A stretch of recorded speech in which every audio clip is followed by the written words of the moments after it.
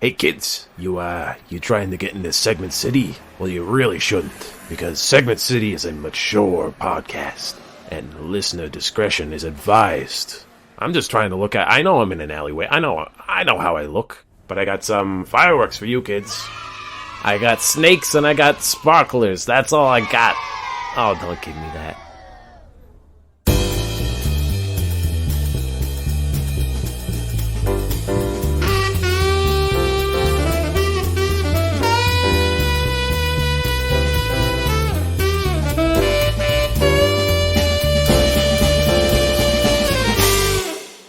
Theo, we are starting the show. All right, kick in that good accordion music. Oh, yes. I really wish I could do an accordion music. Impression, but... Music. Music. No, I'll put it in. All right. Here is my beautiful accordion. Smell the fresh baguettes. Ooh, swish What around a that lovely night. nice French wine. And of And course, it is a welcome. beautiful evening for Segment City. Of course it is. Welcome everybody to Segment City. The city of love. The city of love that is... in America, we never established where it It is was. an island nation. It is not part of the UN, but it is by itself. It is a city-state, It is maybe. the rival of the United Nations. Oh, but Segment City A solo is second nation. only to Paris in terms of romance. Now, my name is Guillaume Canet, and this is I am your a host. podcast with Theo. me, Guillaume, and Theo, and we present segments each week. They are on a variety of topics, but as you could probably tell, Oh, you're sliding into Slavic. I kind You're sliding into Slavic. As you could probably tell, I am turning into boring Gru. now.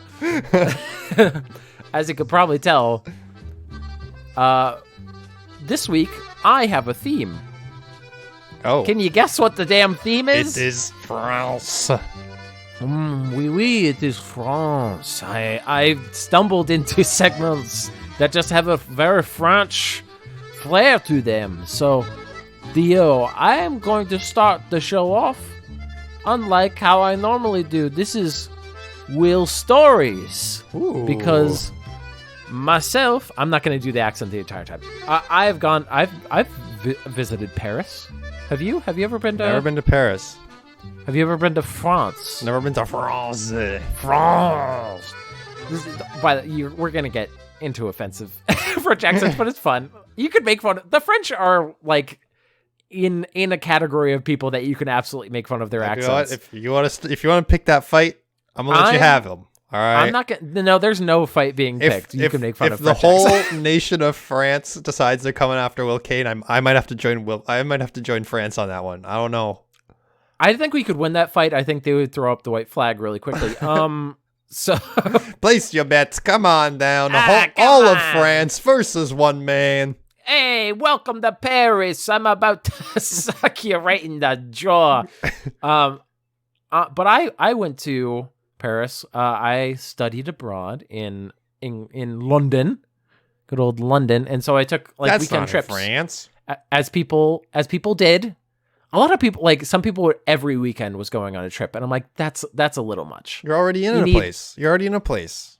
I did love just going around London. That was nice. Sometimes I would just sit in, like I do. Mm-hmm. But I did go I set up a trip to Paris with a friend who was studying abroad in Scotland at the same time I was in London. So we go to Paris. Paris is a lovely city. It's also bullshit. What do you mean? Tell me what you So mean by a I whole land- city being bullshit. I land in Paris. I land at the airport. It is, I took like a way late flight. You buy one of those French hats immediately. I get a beret. Yeah, immediately. But the airport is not in like the city. Of course not. Right. You have It's to take a outside the bus. city. Mhm. So I go And there are people who are at, like, there's a bus station. You have to like walk pretty far from the airport. You come to the bus station. I go, excuse me. And because there are people there that were working. They look at me like, how fucking dare you? Stupid At American. an airport, at a bus stop. Yeah, stupid American. Exactly. I made the cardinal mistake of not saying asking. Bonjour. You made a mistake by asking. Yeah, that was also. And I go, is there like a ticket I need for the bus? And they go, you need to pay for for the bus. It was like a ridiculous amount. It was like, I think it was less than 20 euros, but it was still like, It was a lot. It was a lot. Yeah, it was a lot. And I was like, I don't have that on me right now. And they go, there's an ATM that is back at the airport. And I was like, okay, I will fucking run to this ATM because there's a bus, bus is coming in. Yeah, okay. And I was like, fuck. So I run there, I get the money, I come back, bus is gone. I'm watching it leave. And the bus driver's flipping me off as like sees me like, fuck you. American. Stupid American. So I'm waiting. This is midnight. This is getting into 1, like getting in. Mm-hmm. And so finally another bus comes up. I get on, I present my money, and the guy goes, no money. And I go, You need a ticket. are you fucking kidding me? No, wasn't. No ticket. No ticket. No ticket. It didn't No money. require anything. Nothing. I was pissed. Oh my god. I had sat there at like sitting just like I didn't know this area. This was like, it was weird. I get like go on the bus, go in the city, go into like a city bus. This is like 2 a.m. This is getting into 3 a.m. People are speaking French. I don't know where I am. I'm supposed to meet at a hostel like hours ago. A hostile. The whole city is hostile. Hostile. Get my It's a gun. hostel. It's hostile. So I finally get Black in. Hawk I get down. and I go. I'm like, okay, this, and we had a bunk bed, and I'm on the top bunk, and I'm just like exhausted. We go out in the city. It is a lovely time. Paris is a lovely city. It is, overhyped for sure. But it's also a horse's ass. It's also a horse's ass. The worst part about Paris is the Parisians. French people. Lay it down. Tell me how you feel. I did go to a lot of places that were known for speaking English. Mm-hmm. Like, I think French was probably the most hostile to the concept of speaking, because I went to like Sweden where like everybody is, you'd be like, hello. And they're like, oh, let me practice my English with you, because everybody just knows it.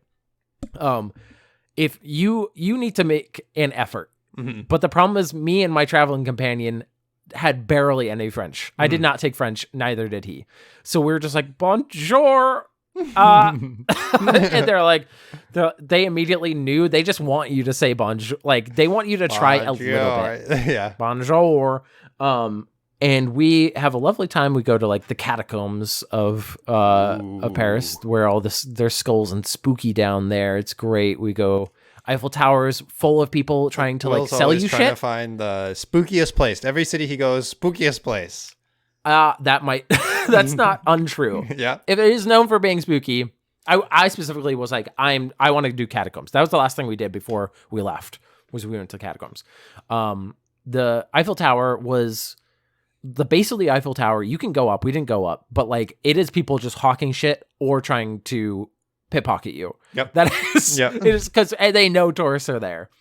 And one of the weirdest things that I saw in Paris was, not just like a homeless person, because you, like in any city you're going to find homeless people, but an entire homeless family.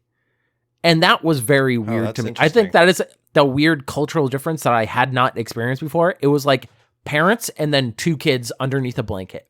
Because I went in like December-ish. It was cold out there.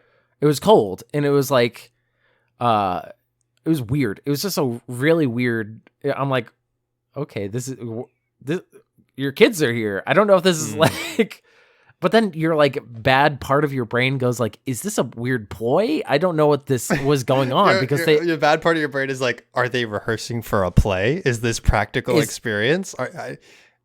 I don't know.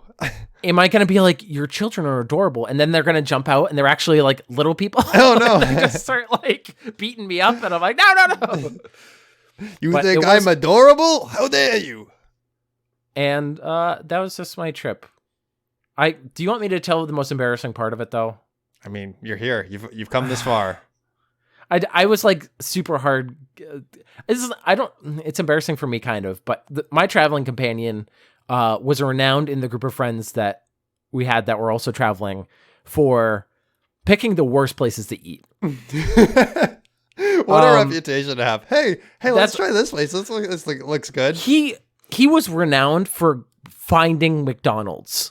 In any country he was in, he had a radar for it. He would like be like, okay, McDonald's. It's like, I understand like the idea. Some people are like, it's very consistent over everywhere. I get it if you've been in a different country for like several months and you just want a burger. I understand that. I tried to like to justify it to myself, the places we went for dinner for like the weekend that we went there. Mm-hmm. I don't think there's all that much justification. First place we go was a fucking Five Guys. So that's like great. Fucking the best food in the world. We did end up getting like some good French food, but we never sat down for a meal. That was like a full French. Le Cat. No. We knew the menu. We were like pieces of shit. Le Cinq Garçons. We will go to Le Cinq Garçons and we will order le French fries. It was bad. I was like low key embarrassed after we left. I was like, oh man, and then we did go to a McDonald's, but it was more out of, we were running out of time. And we did like look at other restaurants, but they're all in French. And we're like, we don't have time to fuck around with this. We have a plane to catch. So that's a little bit more justifiable, but I feel so bad that I went to fucking the best place for food in the world. And I went to fucking fast food places. It was terrible. But you're going to just have to go back without that notorious member. What a reputation to have. Be like, don't travel with. If you love McDonald's, he's a good traveling companion, but he just didn't like, because we also went to Amsterdam with him, and I had great food before he arrived. I arrived like a night earlier. Mm-hmm. I had wonderful food that was like Dutch food. Like it was like stuff that was actually I was like, oh, this is delicious, like great. He arrives, we get like greasy street shish kebabs, like terrible shit. Like the stuff that like, I was like, this is going to make me sick. I know, I'm staring at it. It was like, this is bad stuff. And then we were drunk and we got McDonald's with another time. Damn. That's the only time that I was like, this is acceptable to go to a McDonald's. I travel very differently. When I travel, I basically travel for food. I basically have an itinerary where like every day I need to hit these food spots. If I'm not doing it, I'm not traveling right. Overestimated how much I plan for I don't plan food stops. I plan like big events. I plan my big I plan big events around food stops. The food stops are the pillars of my travel experience. Depends on the place. I think Paris was probably the worst. I was the worst at that. Because like the other places I went to, Amsterdam, not really known for food. We did go to a lot of bars and stuff. That was more in keeping with Amsterdam. And the same with Dublin. Like I went to a lot of pubs. But like the food was fine at those places, but they're not known. Paris is the one place that I was like, I really fucked up, didn't I? Mm-hmm. But anyway, from Paris to wherever the fuck your segment takes place. From Paris to Le Half Pipe, we are going to discuss the skateboarding. Oh my, okay. This is going to be a short segment. I just was thinking about skateboarding tricks and as you do. And I was thinking about skateboard tricks, and I was thinking about, as you do, all the wild names they give to all the tricks. And whenever you're playing something like Tony Hawk and you see some crazy name on the side, you're like, what the fuck does that mean? I just can't get over Listen, the fact. Imagine a world in which I spend my free time thinking about skateboard tricks as someone who never has once skateboarded their entire life. Congratulations, you're living in that reality. This is the closest that you've come to the like insanity that is my mind. I think your mind is a little bit more ordered, but like just you going, I was just thinking about skateboarding. I was just thinking about skateboarding. Listen, thinking about skateboarding for this segment right here is the closest I've ever gotten to real skateboarding.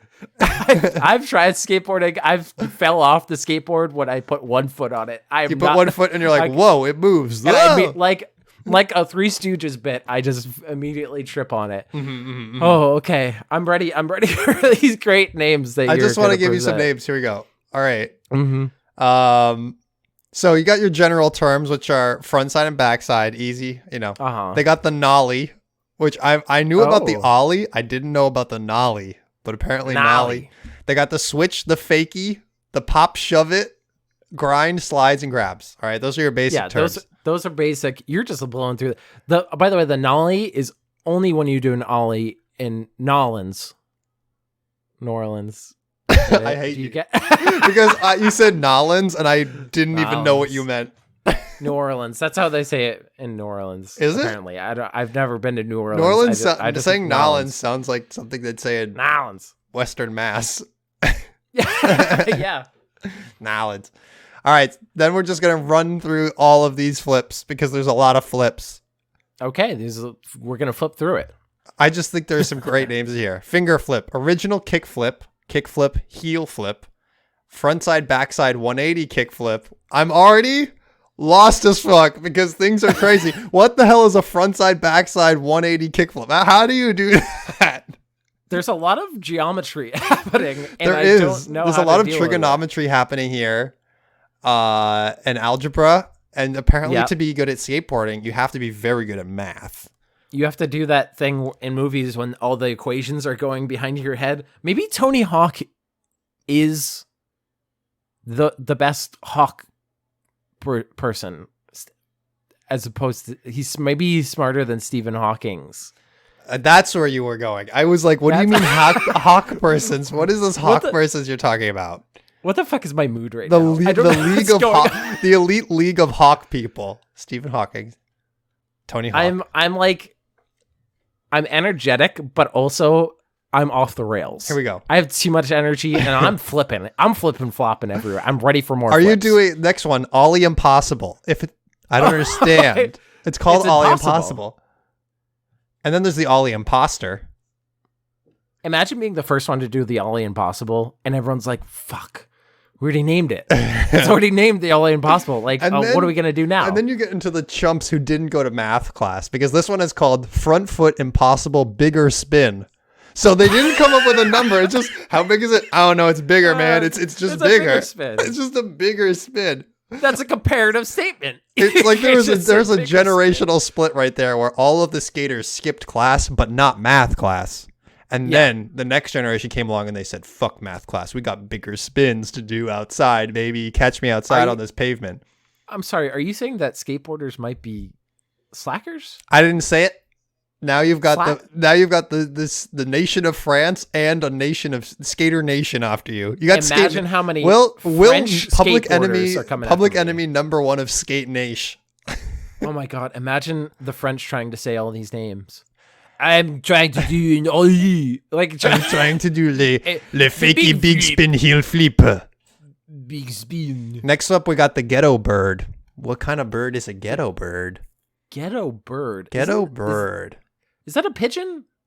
I don't know. I don't know. Maybe it's a vulture because they got like kind of a interesting coat. I don't know. Then they got the diamond flip. You got the laser flip. That's pretty cool. Ooh, okay. You got the inward double heel flip. I don't know what the fuck's going on. You got the bigger flip. You got the biggest flip. It feels like once you do the biggest flip, it feels like you've really peaked and you should stop skateboarding. They're just trying to one up each other. Yeah, that's all they're doing. And then you got the big spin heel flip, and you got the grape flip. Now, if someone's like, "I'm gonna do the grape flip," or I could do the biggest flip, why would you ever look to see the grape flip? The grape flip, like the fruit, or yes, as in the grape flip.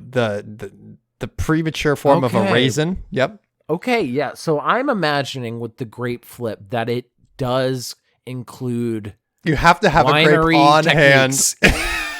You have to land in a vat of grapes and squish them so that the juices flow down. You have to. Yeah. You get one of the the half pipes, but it's just all full of grapes, and that's how you smush them into wine. Smush through them. Yes. This one brought to you I love that Tony Hawk wine. Holy shit, I would drink the hell of that instead of a big skateboard. Oh my God. Are you kidding me? You have to have a glass of wine just before you do this trick. Yeah. Oh. Next, you got the Casper flip and the dark Casper flip. Now, who's going to win, the Casper flip or the dark Casper flip? Because they sound pretty menacing. Casper the friendly ghost is a friendly ghost. Dark Casper is the unfriendly Ollie.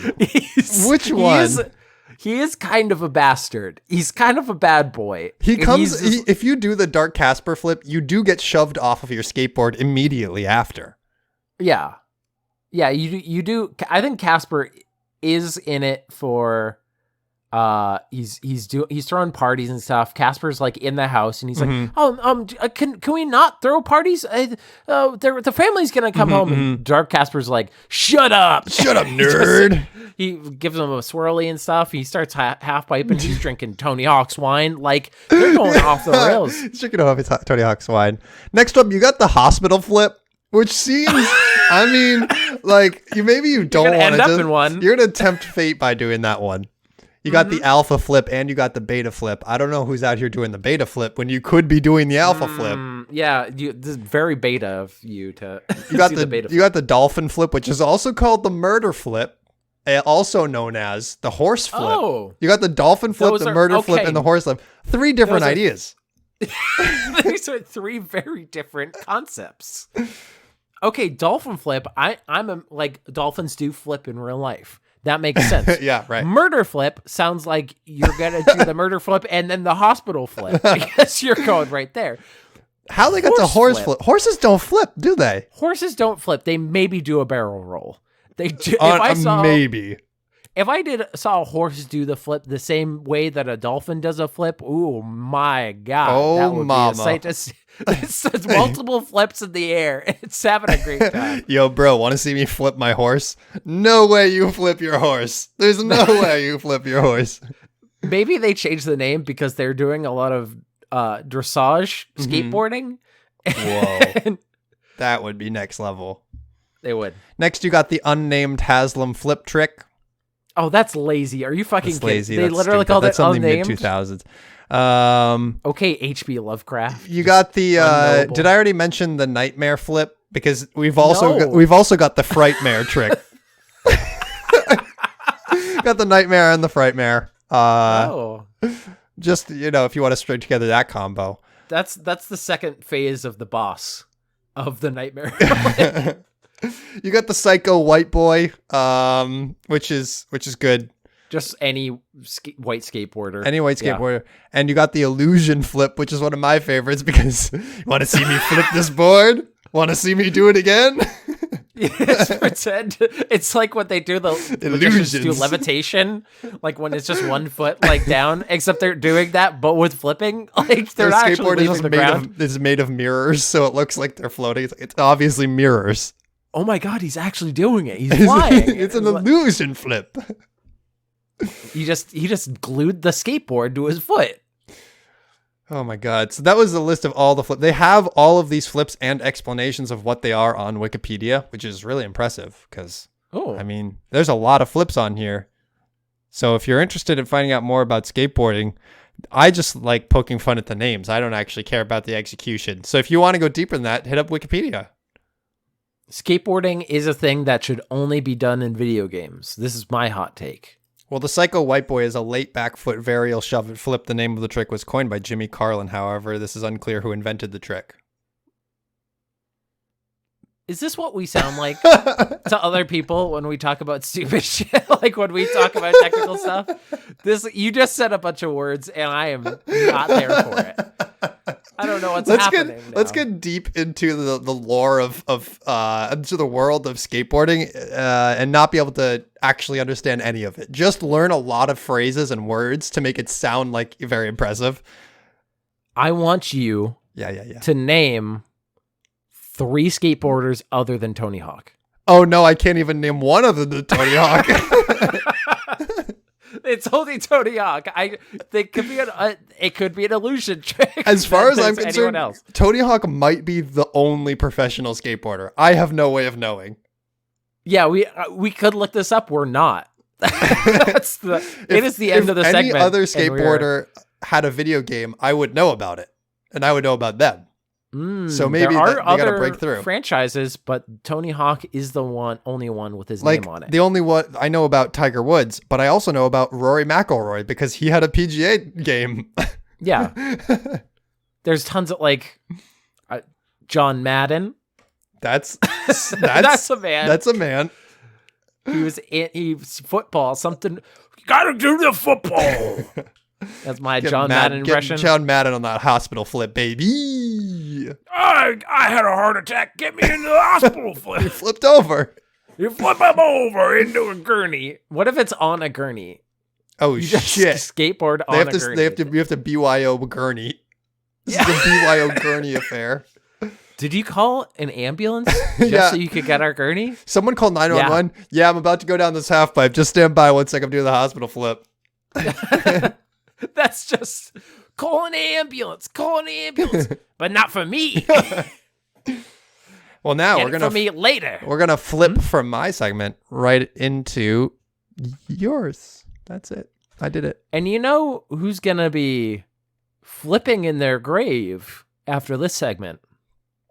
Tell me. A certain French general. Is it Napoleon Bonaparte? Napoleon. Now this is conspiracy query. Ooh, okay. Napoleon edition? About Napoleon edition, specifically about the death of Napoleon. This is the most conspiracized part of his life. He's a pretty straight-laced. We have a lot of knowledge of what Pretty Napoleon sure he had a lot of people around him writing about what he was doing, right? Yeah, there are some parts that we don't know about. There are some conspiracies, but they're a little bit I don't know. There's way more concise stuff about. I was able to find articles in an article about the death of Napoleon. So I'm going to how conspiracy query always works is that I present certain theories to Theo, one of which I have made up, and Theo has to guess which one is the made up one. I'm going to add a second layer to this. Double layer dip? Which one is the way that Napoleon actually died? Okay. This is going to test your history skills. I say that, but nobody I didn't remember. I read it and I was like, oh, is that how he died? So, without further ado. Number 1, he was poisoned by the British or his confidant. That's what I will offer to you. He was poisoned by either the British or his confidant. Number 2, he died from a wound from the Battle of Waterloo. Okay. Number 3, he died from a deadly enema. Ooh, a deadly enema. Yeah. Oh, that's a tempting choice. He died from a deadly enema. Number 4, he died from stomach cancer. Okay. Number 5, he did not. This is not about his death, but this is a story about his death that the British stole his body and switched it with a different corpse. I think it'd be a pretty recognizable corpse. Mm-hmm. So those are my options. All right. So we got those are your options. Poisoned. One of it's just is around the context of his death, or after he died. So poisoned, battle wound, enema, stomach cancer. I think I'm going stomach cancer. My logic is I think that the battle wound is an interesting one, but he's a general, right? So I don't know if he was actually in harm's way enough to get an injury. Maybe I'm wrong, but that's sort of my line of thinking. So I want to go stomach cancer. Enema would be an interesting one, and I would love it if it was true. So I want to hear the answer. Okay, so that in which one do you think I made up? So you one that put in your vote I think you made up the poison. You think I made up the poison? Okay.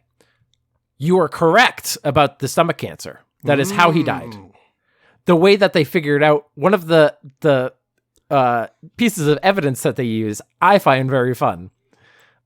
2, the fake one was a wound from the Battle of Waterloo. I almost went with that. When you got deadly enema, so you got to go a little bit more basic. Like, you can't go full out with it. Yeah. So, his confidant was named Count Charles de Montholon. I didn't provide his name because I thought that would add like an extra part of like piece of evidence that it's like, yeah, I wouldn't have, if I made it up, I wouldn't know Charles de Montholon. So, strongest among French conspiracy theories is the belief that Napoleon was slowly poisoned either by the British or his confidant, Count Charles de Montholon, supposedly in the pay of French royalists opposed to the emperor's return home. The scientific evidence for this is a chemical analysis conducted in 2001 on a lock of hair cut from Napoleon's corpse that had huge levels of arsenic. Huh. The following year, the poison theory was challenged by French publication Science et Vie, which took arsenic readings from 19 hairs taken from Napoleon in 1805, before his first defeat in 1814 and again in 1821. All the samples contained massive doses of arsenic, ranging from 15 to 100 parts per million, compared with a normal level of only 0.8 parts per million of arsenic. The maximum limit considered safe is 3 parts per million. The most plausible source for this was hair restorer. The balding emperor probably used a product that in the early 19th century typically contained high amounts of arsenic. Yeah, that's very interesting. Yeah, that's really interesting. It probably wasn't doing him any help, like in terms of health. Putting arsenic in your hair is not going to help your hair. Okay, so deadly enema. Mm-hmm. Or do we want to save deadly enema for last? Whichever you think is more entertaining, we'll do last. I'll do it in order. Let's do deadly enema. All right. Others blame mistreatment by overenthusiastic doctors for his early demise.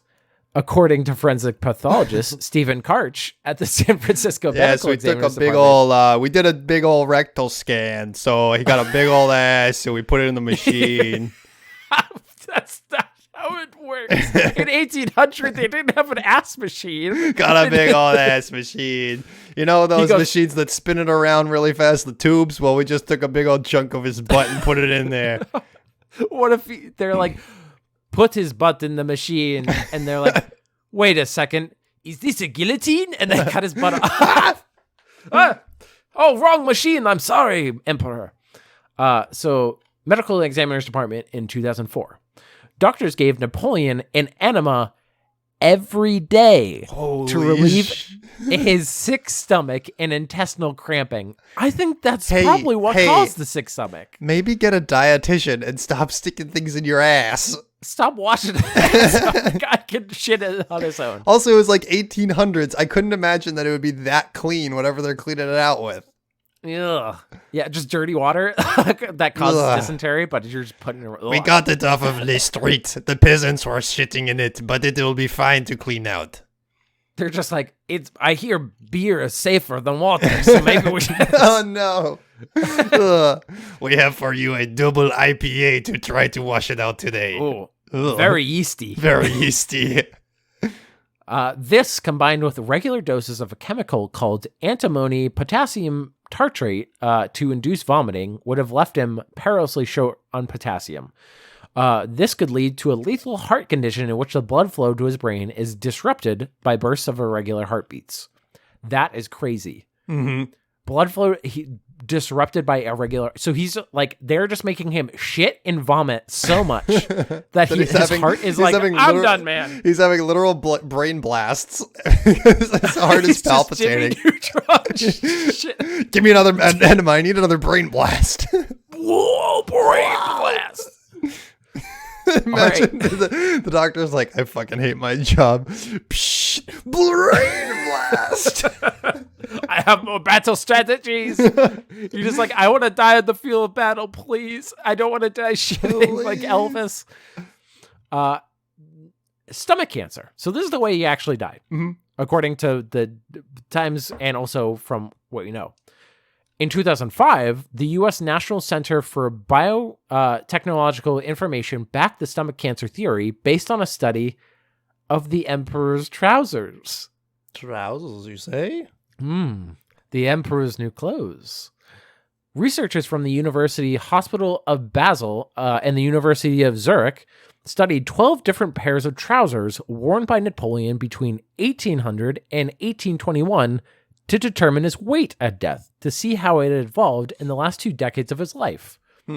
Quote, Napoleon's terminal weight loss is more than 10 kilos, or 22 pounds, is suggestive of a severe progressive chronic illness and is highly consistent with a diagnosis of gastric cancer, the authors concluded. So he had big pants. Got big and then he pants, had, and then slightly smaller pants, and then smaller pants. So his ass was smaller, and therefore he had gastric cancer. That's kind of fascinating. And the last that one, they can find that out. Yeah, that they just got his pants, and they're like, well, okay, so his size went down. And I think that's like, I'm like, this is an interesting use of evidence. As you can see, he was a big old thick boy, but by the time he died, he was just a little Pee Wee Herman looking butt. Now he used to be, pardon the phrase, dummy thick. Now his ass is nothing but it used to be a big juicy peach. He used to be a how you say dummy thick. Now it is just a little strawberry. And the last one is a last British prank. In 1840, Napoleon's remains were taken back to Paris, where he lies in a vast marble tomb beneath the gilded dome in the Invalides Military Hospital. But some people, led by lawyer Bruno Roy Henry, believed that the British switched the corpses as a parting joke on their old enemy, so the French would end up honoring some non-entity. Some of the emperor's most ardent supporters maintain, meanwhile, that he escaped from St. Helena just as he had his first exile on the Mediterranean island of Elba. They believe he began a new life in America, which is dumb. Huh. I'm gonna just say really I don't believe that. I think it's fun, but it's a dumb theory. Yeah. Because he's Napoleon. He's the most recognizable person in probably history. Listen, he's living on the island with Tupac and Michael Jackson. All right, they're all there. They're hanging out, having a great time, having a good time. But anyway, off to you, Theo. I have for you something in a similar vein. We're talking about Europe and the south of France. A little Dutch. Is this no, we're not doing. No. This is it's in the news / history. It's an article from the 1990s, which I thought was hilarious. Just the concept of the 90s. People hilarious. The title of the article is "Nuns Sell Up and Move Out," and I just is that a movie? Are you just gonna read a movie poster to me? I think it's a great. Here we go. I want to just read you it because it's wild. Listen, anytime nuns are in the news, top tier. All right, grade A source material for our podcast. Nuns are great. Nuns be out there doing crazy shit. Because they're crazy, but they're also so innocent. They have a very they're pious. They're they have such a reputation, but then they'll also do stuff like this article. Let's get right into it. Here we go. So this is from John Fraser in Brussels. A group of Belgian nuns with a taste for the high life have sold their convent in boring Bruges and moved to a sunny chateau in the south of France. That's the exact opposite of what nuns are supposed to do. That first sentence sounds kind of like the opening, spiel for the pitch for the movie. I can imagine the 90s movie of young blonde nun or whatever, like Reese Witherspoon, I wanted to go to the convent because I thought it was gonna be a girls' night out, but it's all boring and stuffy in here. How about we get some sun girls? Get a weekend getaway? Police are now on the trail of the 8 nuns of the poor Sisters of Clara, who received nearly 1 million euros for their 600-year-old convent building. 1 million euros in 1990, which is now like $1.4 million. That's a lot. Yeah. The building in the center of historic Flanders City has been sold to property developers. Part of the proceeds was invested in a chateau in Tarbes in the sunny foothills of the French Pyrenees. An investigating judge from Bruges has flown there to question the 8 newly rich poor Sisters of Clara. He is investigating reports that some of their newfound wealth has been spent on some racehorses, a 60,000 euro Mercedes car, and a farm. Oh my God. I love that they're called the Poor Sisters. It's so ironic. And they're going to go out in a Benz. Oh my God. The nuns, led by 61-year-old Sister Anna, were last seen. Also, the Sister Anna, 61-year-old, is the youngest of them. She's the rebellious youth. She's the youth. Oh my God. She's the young upstart. Teach it to these old ladies just are like, we have had 60 years of jack shit. We're going to live our life a little bit. Just a little bit. Yeah.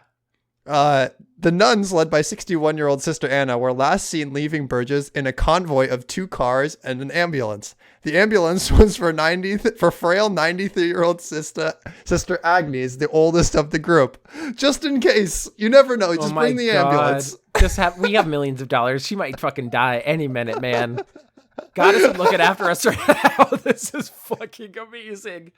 Oh my God. Vatican lawyers and property developers are still arguing over whether the nuns were entitled to sell their convent. Quote, legally, the nuns may have been within their rights to dispose of the property, unquote, said Mr. Peter Rossell, a spokesman for the Bishop of Bruges. But they failed to ask permission from the Vatican first, and this could make the sale null and void. The bishop was most amazed when he was told they had suddenly decamped. We don't know what possessed them. Perhaps they just wanted a bit of sun and warmth in their old age. The convent is certainly rather big for 8 people, and it's too expensive to heat it properly. So, he's a sympathizer. What I'm hearing is... he's like, I wouldn't want to hang out in a gloomy castle either. I'd want to go to the south of France too. He's probably also an old man that wants to hang out with these cool nuns. Yeah. I would want to. Holy shit. Imagine sunbathing with a bunch of nuns. They still have their habits on. Oh, man. Gotta get the sun. Watch out for tan lines. They got a nun that says the face. Oh, wonderful. How'd you get that tan line? Oh.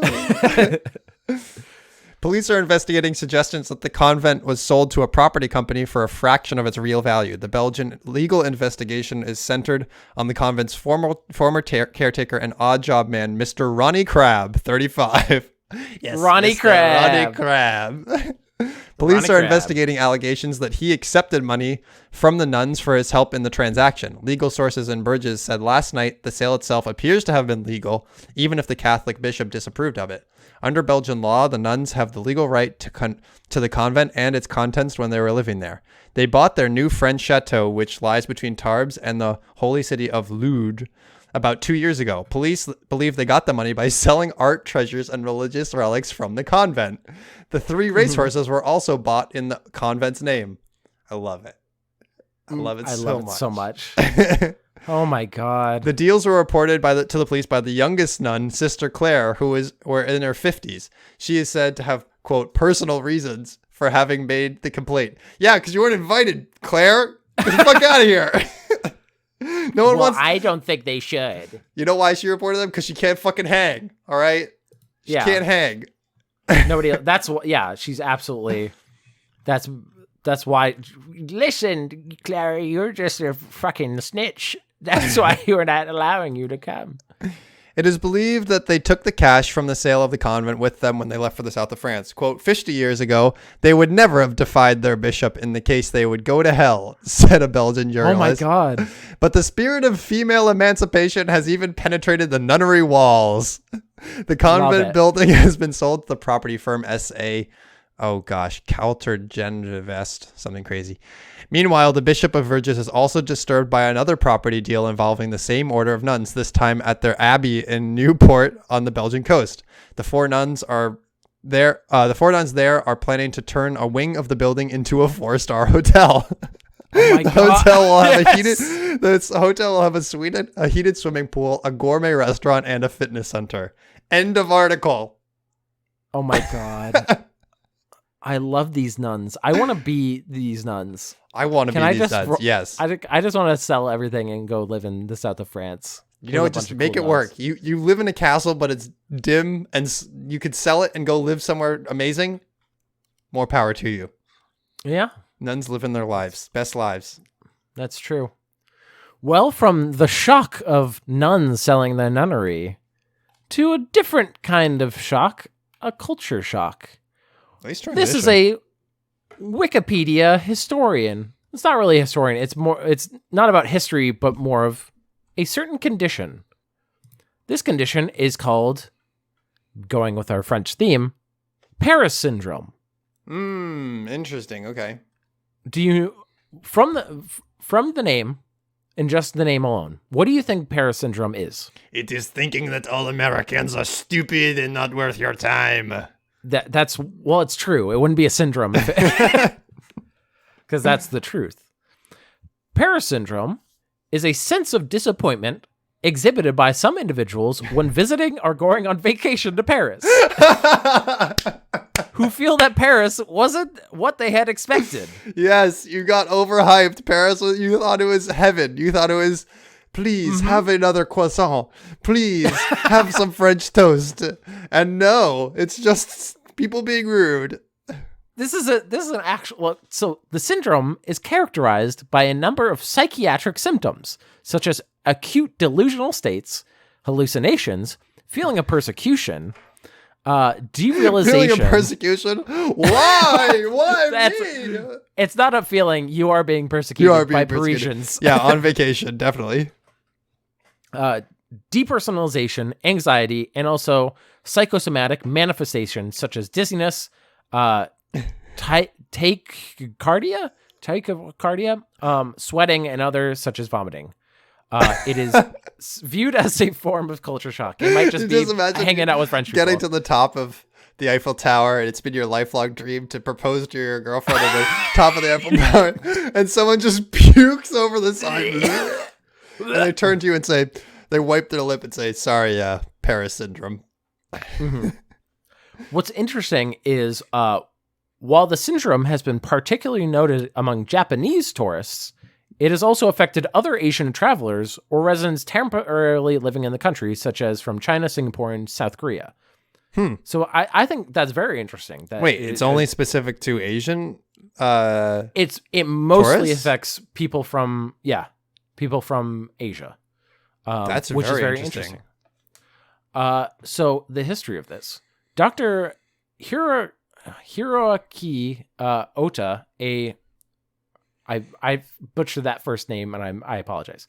Dr. Oda, a Japanese psychiatrist working at the St. Anne Hospital Center in France, coined the term in 1980s and published a book of the same name in 1991.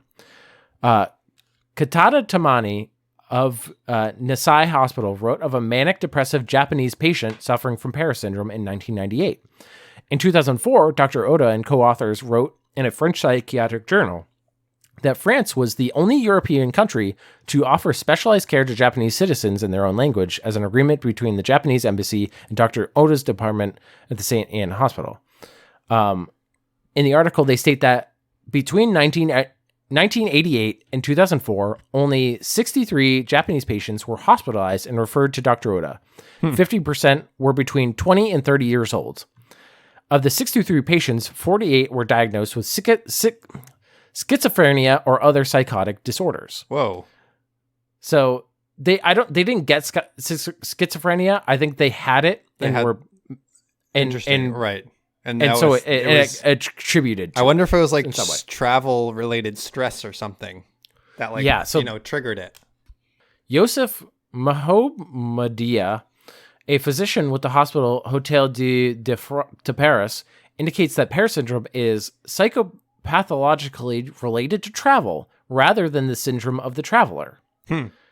He theorized that the excitement resulting from visiting Paris causes the heart to accelerate, causing giddiness and shortness of breath, which results in hallucinations in the manner similar to, although sparing from opposite causes, the Stendhal syndrome.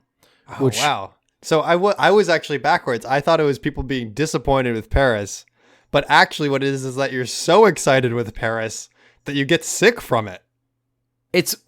Okay, so Stendhal syndrome, this article is a little confusing. So Stendhal syndrome is a psychosomatic condition involving rapid heartbeat, fainting, confusion, and even hallucinations, allegedly occurring when individuals become exposed to objects, artworks, or phenomena of great beauty. So people get, like, they see the Mona Lisa and they're like, holy fucking shit, and they faint. That's Stendhal syndrome. Whereas this, I think it is a little bit more like, I think people come in with that giddiness and excitement, and that kind of like, they start triggers it, getting and then it starts to like come down. So they set up a 24-hour hotline for summing for culture shop for the Japanese embassy. Even though the embassy states that no hotline exists, which I thought was like, no, what are you talking about? Miyuki Kasama, of the Japanese embassy in Paris, told The Guardian there are around 20 cases a year of the syndrome, and it has been happening for several years, and that the embassy has repatriated at least 4 Japanese citizens that year. So we go into the next part of the article is susceptibility. I cannot say words today. Of the estimated 1.1 million annual Japanese tourists in Paris, the number of cases is small. A journal also identified 2 types of the affliction. Those who had previous history of psychiatric problems, so like the people with schizophrenia, and those without morbid history who exhibit the delayed expression type. In an interview with Slate, Dr. Yosef Mahamadiyah, a psychiatrist at the Hotel de Dieu in Paris, stated that of the 50 pathological travelers hospitalized each year, only 3 to 5% are Japanese. So this is like a tiny amount of people, but it does happen. The French newspaper Libération wrote an article on this syndrome in 2004. In the article, Mario Renaud, the president of the Franco-Japanese Medical Association, states that the media and touristic advertising are primarily responsible for creating the syndrome. Renaud indicates that while magazines often depict Paris as a place where most people on the streets look like models and most women dress in high-fashion brands, in reality, neither Van Gogh nor models are in the street corners of Paris. In this view, the disorder is caused by positive representations of the city in popular culture, which leads to immense disappointment as the reality of experiencing the actual city is very different from the expectations. Tourists are confronted with this overcrowding in littered city, especially compared to Japanese metropoli, and a less than welcoming attitude by French hospitality workers, like shopkeepers, restaurant, and hotel personnel, without considering the higher safety risks to which tourists used to safer cities are suddenly exposed.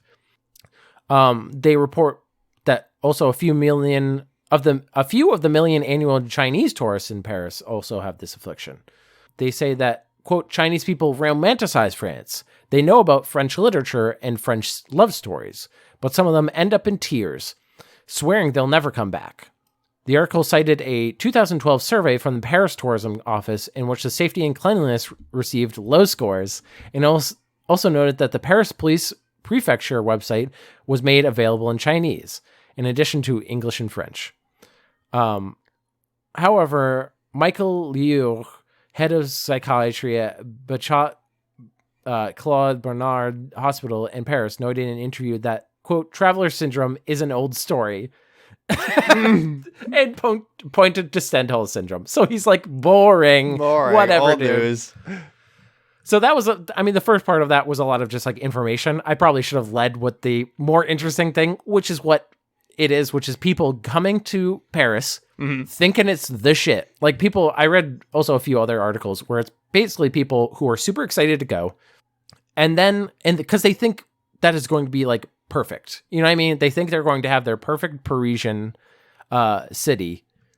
Yeah. It's going to be all like the romantic films, cobblestone streets. You're going to be in a like gonna be in a cart. You're gonna be at the Eiffel Tower kissing people, and then you get there and it's smelly and people are rude to you.